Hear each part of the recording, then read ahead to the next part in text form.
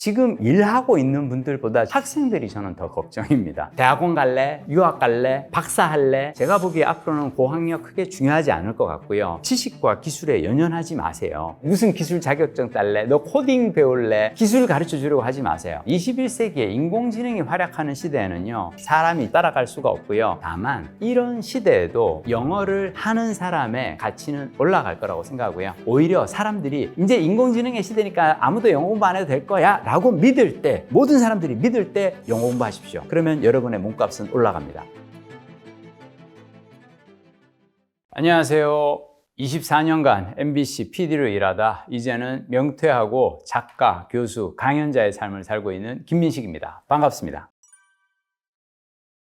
솔직히 말씀드릴게요. 저는 지금 일하고 있는 분들보다 저는 아직 일을 하지 않고 있는 학생들이 저는 더 걱정입니다. 왜 그런지 얘기해 드릴게요. 앞으로 저는 신입사원보다 경력사원들의 몸값이 훨씬 더 올라갈 거라고 생각해요. 인공지능은 도구예요. 도구는 생산성을 증폭시키는 역할을 합니다. 자, 이를테면 우리가 삽 가지고 이렇게 땅 파던 시절이 있어요. 우리가 불과 수십 년 전까지 우리 다 이렇게 공사장 가면 다 삽으로 땅 팠거든요. 자, 삽질을 할 때는 체력이 좋은 사람과 저 같은 약골인 사람의 생산성의 차이가 아마 1에서 10 정도 차이가 날 거예요. 그래서 저 같은 사람은 사실 삽질하라 그러면 못하죠. 체력이 좋은 사람은 삽질 잘하겠죠. 자, 근데 갑자기 어느 날 갑자기 포크레인이 나온 거예요. 이때 삽질을 늘 잘하던 사람이 있어. 나는 남들보다 체력 좋고 힘 좋고 그래가지고 근력이 좋아서 삽질 잘하는데 내가 굳이 포크레인을 배워야 되나? 저 포크레인 운전 기술을 내가 배워야 되나? 나는 안 해. 라고 이 사람은 삽질을 합니다. 나 같은 약골은 뭐예요? 포크레인이 나타났어? 난 이거 앉아가지고 이거만 하면 되는 거야? 자, 포크레인을 쓰는 사람의 생산성은 100이 되고 삽질 아무리 잘해봤자 10이에요. 예전에는 도구가 나오기 전에는 어떤 일을 잘하는 사람과 못하는 사람의 격차가 1에서 10까지였다면 어떤 도구가 나오잖아요. 도구는 곱하기 10배의 어떤 증폭 역할을 하거든요. 증폭기의 역할을 하는데, 자, 그러면 이제는 어떤 일을 못하는 사람과 잘하는 사람의 차이가 1에서 100까지가 납니다. 여기서 10배로 키워주는 게 인공지능이에요. 그래서 저는 사실 앞으로는 신입사원 3명 뽑는 것보다 오히려 인공지능을 잘 활용하는 경력사원 1명을 뽑는 게 훨씬 더 낫다고 생각합니다. 왜 그런 줄 알아요? 여러분, 신입사원 3명을 뽑아서 여러분들 생각하기에는 그래요. 여러분 이렇게 생각할 수 있어요. 뭐야, 요즘 젊은 신입사원들은 인공지능 잘 다루던데, 챗GPT 잘 다루는데 그 친구 뽑으면 되지 않아? 라고 생각할 수 있는데, 자, 여러분, 포크레인은요, 그 포크레인을 줬을 때 어디를 파야 할지 아는 사람에게 중요한 도구예요. 근데 그냥 그 포크레인 가지고 어디를 파야 될지 모르는 신입사원한테 포크레인 주잖아요. 그럼 이 친구는 그냥 포크레인 가지고 여기저기 긁으면서 그냥 커다란 그림만 그리고 있을 수 있어요. 하지만 내가 직장 생활을 해보고, 자, 내가 회사 생활을 했다는 건 무슨 의미예요? 어디에 돈이 있을지를 안다는 뜻이거든요. 회사 생활을 한다는 건 뭐냐면 돈을 벌기 위해서 회사가 어떤 일을 하는지 알고 내가 내 몸값을 키우기 위해서는 어떤 일을 해야 되는지 아는데 돈이 어디에 있는지 어떻게 해야 돈을 버는지를 알 수 있는 사람은 딱 거기에 가서 포크레인을 팔 겁니다. 그러면 거기서 노다지를 캘 수가 있어요. 제가 얘기하는 건 뭐냐면 지금 학생들은 무엇을 해야 돈을 벌 수 있을지 모르거든요. 지금 직장인들은 적어도 내가 돈을 벌기 위해서 무엇을 해야 되는지는 알고 있어요. 그래서 저는 직장 다니시는 분들은 저는 오히려 걱정을 안 해요. 그분들은 계속 경력을 쌓아가셨으면 좋겠습니다. 앞으로는 내가 경력이 있고 지식과 기술을 이미 갖추고 있는 사람이 인공지능을 활약하면 그 사람의 생산성은 증폭되기가 쉬운데 마냥 학교만 다니고 마냥 공부만 하는 건 저는 별로 의미 없다고 생각합니다.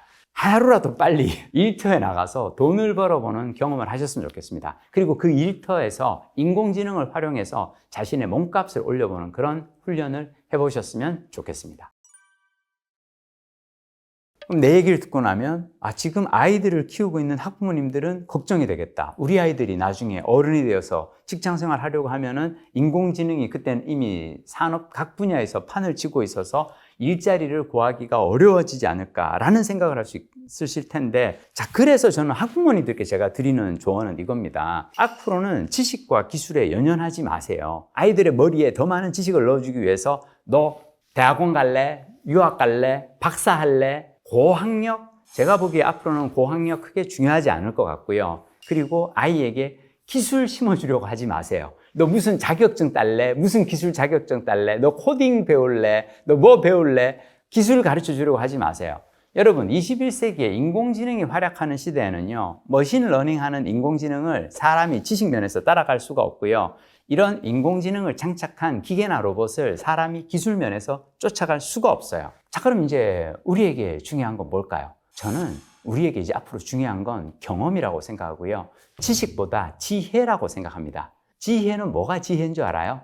지식에 경험이 더해지면 그게 지혜가 됩니다. 근데 이 경험이 성공의 경험이라고 생각하지 마세요. 솔직히 말씀드려서 저는 제가 강연하면서 이런저런 얘기를 할 때마다 제가 가장 제 삶에서 나의 어떤 역량을 키워준 경험은 성공의 경험이 아니라 실패의 경험이라고 생각해요. 왜 그런지 알아요? 우리가 실패를 하잖아요. 그럼 내가 그걸 왜 실패했고 다음부터는 이런 실패를 하지 않으려면 오늘 나는 무엇을 해야 될까를 고민하다가 그것이 내가 알고 있는 기술이나 지식과 결합하면서 그게 지혜가 되거든요. 그래서 저는 앞으로는 아이들이 다양한 경험을 해볼 수 있도록 여러분들이 내버려 두셨으면 좋겠어요.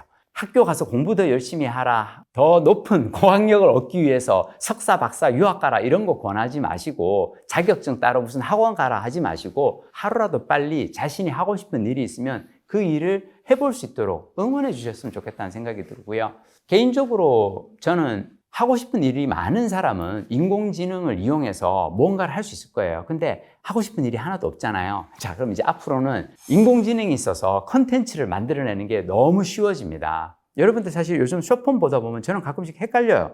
이게 사람이 찍은 건지 그냥 인공지능으로 만든 건지. 근데 때로는 너무 놀라운 장면이 나와서 야, 이게 악어를 상대로 이런 걸 할 수 있어라고 자세히 보면 이거 인공지능으로 생성한 영상이거든요. 근데 우리는 그런 영상에 더 쉽게 홀려요. 왜냐? 이전에는 촬영할 수 없는 걸 이제는 찍어내고 있거든요. 인공지능으로 영상을 만들어내고 있는데 이런 영상에 우리는 더 쉽게 중독될 겁니다. 그래서 저는 앞으로 게임도 그렇고 만화, 숏폼 엄청나게 재미난 것들을 인공지능이 만들어서 생산해 쏟아낼 겁니다. 이럴 때 시간이 남는 사람은 그냥 거기에 중독되어 가겠죠. 자, 시간이 부족한 사람은 어떤 사람일까요? 무언가 자기가 하고 싶은 일이 있는 사람이에요. 책을 쓰고 싶거나 글을 쓰고 싶거나 만들고 싶은 영상이 있거나 어떤 콘텐츠가 있거나 결국은 생성형 인공지능이라는 것은 생산을 도와주는 도구이기 때문에 하고 싶은 일이 많은 사람이 앞으로 즐거운 삶을 살 거라고 생각하고요. 하고 싶은 일이 없는 사람은 그냥 미디어 소비를 하다가 중독으로 빠져들지 않을까 그런 약간 걱정이 있습니다. 저는 그래서 요즘 은퇴자들 만나면 틈날 때마다 챗GPT 갖고 놀아보라고 얘기를 합니다. 회사 다닐 때 내가 이제 후배 사원 불러다가 야야야 저기 그 무슨 영어로 된 자료 좀 찾아줘봐. 야 이거 저기 영어 자료 이거 저거 번역 좀 해봐. 야 네가 저 기획안 좀 작성해봐.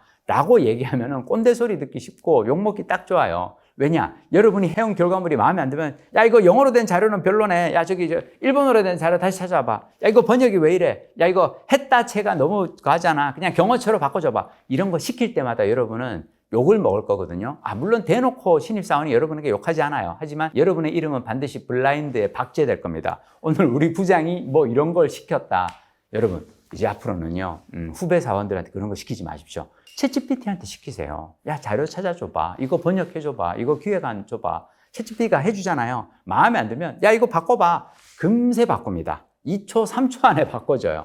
그래서 저는 챗GPT를 만나는 것은 박사급 신입사원을 몇 사람 내가 돈 안 주고 월급 한 푼 안 주고 내가 거느린다라고 생각할 수 있고요. 그래서 여러분의 생산성을 극대화할 수 있는 길이 챗GPT 안에 있습니다. 마음껏 갖고 노셨으면 좋겠어요. 저는 인공지능 통역기 정말 좋아요. 저도 갤럭시 통역폰 처음 나왔을 때 그거 쓰고 깜짝 놀랐어요. 다만 이런 시대에도 영어를 하는 사람의 가치는 올라갈 거라고 생각하고요. 자동 번역기, 자동 통역 기능은 쉽게 얘기하면 자동차나 고속철도 같은 이 교통수단의 발달입니다. 자, 근데 이런 자동차가 나오고 고속철도 나오면 굳이 걸어 다니지 않아도 굳이 힘들게 걷지 않아도 내가 가고 싶은 곳에 갈 수 있는데 근데 여러분 자동차 생겼다고 여러분 걸음마 안 배워요? 여러분 자전거 안 배워요? 내가 만약 전주 한옥마을을 가요. 용산역에서 KTX 타면은 전주역까지는 그냥 빨리 가겠죠. 전주역에 내려서 한옥마을까지는 버스나 택시를 타거나 자전거로 갈 수 있는 방법이 있는데 자전거를 내가 공유 자전거를 빌려서 가면은 천천히 전주 시내 구경하면서 즐겁게 내 발로 가는 어떤 그 즐거움을 맛볼 수 있어. 근데 내가 자전거를 탈 줄을 몰라. 왜냐? 이제 굳이 자전거 안 타도 자동차로 타고 다니면 되니까 라고 해서 저는 이런 거라고 생각해요. 영어 회화, 기초 회화 정도는 해두면요. 어려운 회화는 스마트폰의 통역 기능의 도움을 받겠지만 근데 어떤 사람이 이렇게 미국에 출장 갔다가 처음 만난 사람에게 미국 어떤 회사 동료에게 야, 너 아침에 뭐 먹었는지 얘기해봐. 너 어제 뭐 했는지 물어봐봐. 이거 다 할 거예요? 그냥 What did you do yesterday? What did you have for breakfast? 정도는 가볍게 기초회화 정도는 저는 할 수 있는 것이 사람의 역량을 키워주고 증폭시켜주는 비결이라고 생각합니다. 저는 이제 앞으로 오히려 사람들이 이제 인공지능의 시대니까 아무도 영어 공부 안 해도 될 거야 라고 믿을 때, 모든 사람들이 믿을 때 영어 공부하십시오. 그러면 여러분의 몸값은 올라갑니다. 제가 그랬어요. 1980년대 영어 공부 굳이 하지 않아도 취업에 문제 없어 라고 생각할 때 저는 영어 공부를 했기 때문에 공대 광산학과를 나오고도 MBC PD가 됐던 거예요. 예전에 제가 이 얘기를 했었거든요. 챗GPT가 처음 나왔을 때 제가 한글로 프롬프트를 줬을 때랑 영어로 프롬프트를 줬을 때 결과물이 달랐어요. 확연하게 달랐고 그래서 저는 그때 어떻게 생각했냐면 챗GPT는 데이터 기반이고 그 데이터는 전 세계에서 가장 많은 데이터는 어떤 언어로 기반일까요? 영어 기반이에요. 그래서 영어로 된 데이터가 더 많기 때문에 한글로 된 데이터보다 그렇기 때문에 저는 앞으로 영어를 잘하는 사람이 챗GPT와 소통을 하거나 생산성을 키우는데도 도움을 더 받을 거라고 생각해서 앞으로 영어를 잘하는 사람이 정보의 어떤 우위에 놓일 겁니다라고 얘기를 했는데 죄송해요. 이거 저 취소할게요, 이제. 왜냐하면 그 몇 년 사이에, 이건 제가 2년 전에 처음에 챗GPT 처음 썼을 때 했던 얘기고, 그 몇 년 사이에 이제 챗GPT의 번역 기능이 너무 좋아져서 한글이나 영어나 별 차이를 제가 못 느끼겠어요. 그만큼 챗GPT가 빠르게 지금 진화하고 있고, 다만 저는 그런 생각을 해봅니다. 정보를 여러분, 컴퓨터에서만 얻으시나요? 인터넷 챗GPT에서만 얻으시나요? 사실, 진짜 좋은 정보, 진짜 귀한 정보는 사람한테서 우리가 얻거든요. 쉽게 얘기해서 챗GPT나 인공지능 검색을 통해서 여러분이 얻을 수 있는 정보는요, 초등학교 1학년짜리도 얻을 수 있어요. 그래도 그냥 챗GPT에다 물어보면은 여러분이 얻는 답과 똑같은 답을 얻을 수 있을 겁니다. 자, 근데 여러분이 영어를 하잖아요. 50억, 60억 전 세계 인류와 여러분은 영어로 소통을 할 수가 있어요. 말을 건네볼 수가 있습니다. 근데 내가 한국어만 하잖아요. 그러면 딱 5천만 명한테만 물어보시는 거예요. 5천만 명 중에서 가장 똑똑한 사람과 소통을 할 수 있는데 영어를 하는 순간 내가 정보를 얻어낼 수 있는 사람의 범위가 더 넓어집니다. 저는 여전히 정보화 시대에 영어를 잘하는 것은 필요한 능력이라고 생각합니다.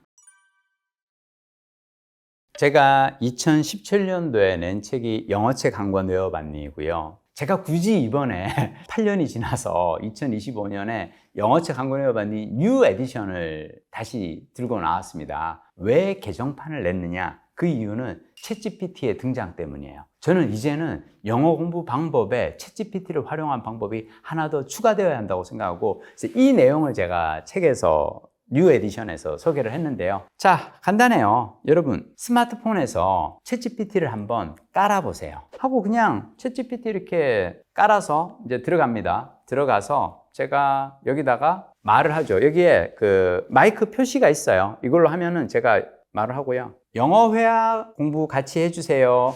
그러면 챗GPT가 이제 답을 줍니다. 좋아요. 같이 영어 회화 공부해요. Say it in English, please. 내가 영어로 말해달라고 하잖아요. 그러면 Perfect. Let's switch to English mode. Here's how we'll start our daily conversation practice for everyday English. I'll speak in English from now on. Short, natural, and clear. 자, 이러고 난 다음에 여러분이 그냥 하고 싶은 말을 영어로 간단하게 그냥 해보세요. 이를테면 우리 아주 많이 하는 회화 있죠, 왜? Good morning, how are you? Good morning. I'm great. Thank you.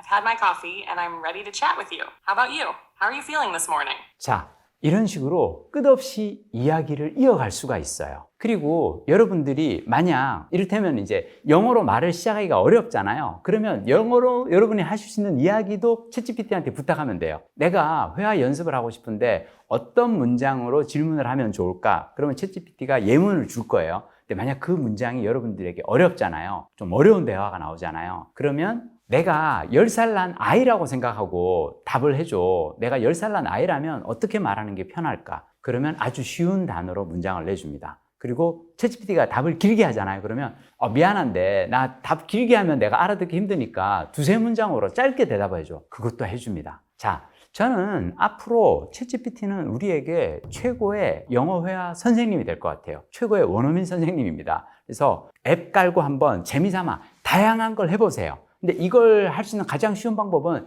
직접 해보는 겁니다. 챗GPT로 영어 회화 연습하기가 아주 쉽다는 걸 아마 해보시면 금방 느끼실 겁니다. 저는 이제 챗GPT를 농삼아 제가 챗GPT한테 보살님이라고 부르거든요. 왜냐하면 인내심이 끝판왕입니다. 내가 아무리 헛소리를 하고 내가 똑같은 대답을 아니 그렇게 말고 바꿔주세요.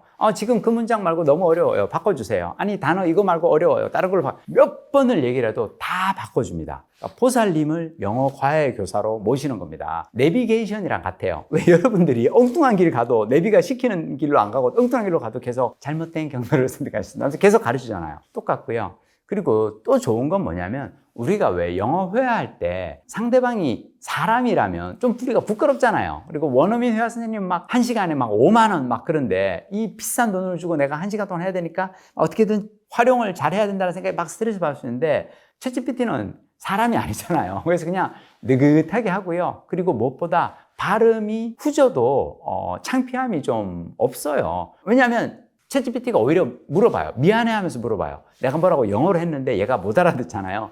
죄송하지만 방금 하신 얘기 다시 해주실 수 있나요? 라고 하고 내가 다시 영어로 막 어설프게 얘기하잖아요. 그러면 nice try 그러고 난 다음에 근데요 방금 그 표현을 이렇게 얘기하면 더 좋아요 라고 바꿔줍니다. 그래서 여러분의 영어 회화 수준이 아주 초급이든 아니면 중급이든 고급이든 수준에 따라서 자기 주도형 학습법을 할 수가 있어요. 이게 챗GPT가 주는 영어 학습법의 장점입니다. 자, 여러분이 만약 챗GPT를 사용하신다면 처음에는 구독료 내지 마시고 그냥 무료 버전을 쓰시기를 저는 권해드립니다. 무료 버전으로도 충분히 효과가 있고요.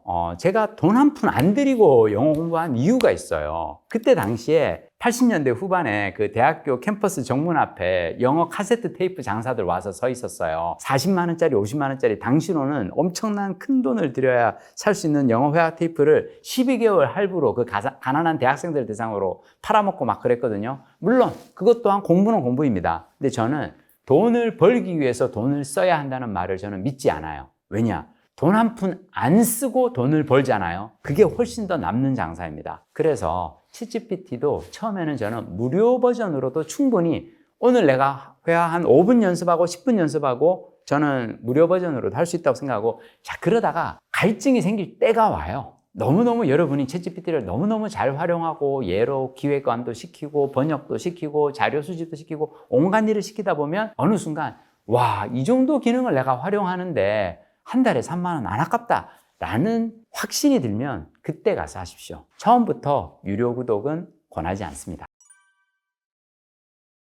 저는 영어 공부가 숙제처럼 느껴진다면 그냥 하지 마시라고 얘기 드립니다. 아니 진짜로 이 얘기는 제가 지금 그냥 하는 얘기가 아니라 1995년도에 한국 외대 통역대학원 다닐 때 대학원 동기들이랑 늘 했던 얘기예요. 우리나라 사람들은 너무 과도하게 영어 공부로 스트레스를 받고 사는 것 같다. 왜냐하면 영어를 실제로 일하면서 쓰는 사람은 많지 않거든요. 10명 중에 한두 명 될까 말까인데 차라리 우리처럼 통역사들, 영어를 필요로 하는 일에는 우리 같은 통역사들을 데려다 쓰고 일반 사람들은 영어 공부하지 않고도 자기 하고 싶은 일 뭐든 그냥 하면서 살 수 있는 그런 세상이 좋은 세상이 아닐까라고 이제 얘기했던 적도 있는데 지금은 더더욱이나 인공지능의 통번역 기능이 좋아졌기 때문에 영어 공부 안 해도 일하는 데는 지장이 없어요. 여러분이 뭐 외국 서류 같은 거 중요한 거 있잖아요. 그냥 스캔해가지고 활자 텍스트 추출해가지고 챗GPT한테 번역시켜도 됩니다. 숙제라면 하지 마세요. 다만 이번에 영어창건 회화반이 뉴 에디션을 내게 된 건 실은 저의 20대의 꿈을 이루기 위해서입니다. 저는 20대 혼자 독학으로 영어 공부하면서 어떻게 하면 영어 회화를 더 쉽고 재미나게 공부할 수 있을까 엄청나게 많은 고민을 했는데 이번에 깨달았어요.